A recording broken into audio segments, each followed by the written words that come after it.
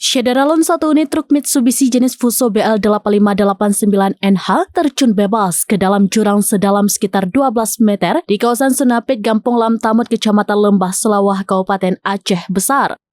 Kecelakaan tunggal tersebut terjadi pada Minggu 8 September 2024 sekitar pukul 10.30 waktu Indonesia bagian Barat yang menyebabkan supir bernama M. Nurdin, 65 tahun meninggal dunia diduga terjepit bagian truk.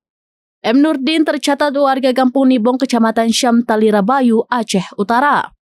Data polisi menyebutkan truk Fuso dikemudikan M. Nurdin melaju dari arah Pidi menuju Aceh Besar membawa pupuk.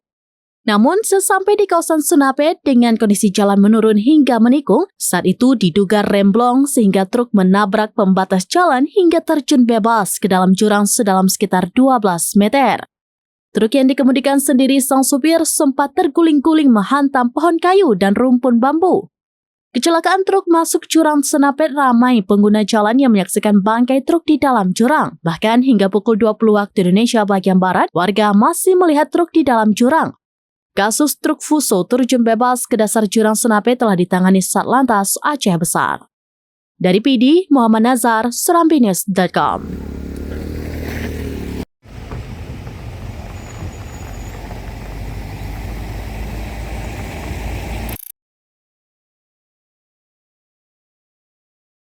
Download Tribun X sekarang, menghadirkan lokal menjadi Indonesia.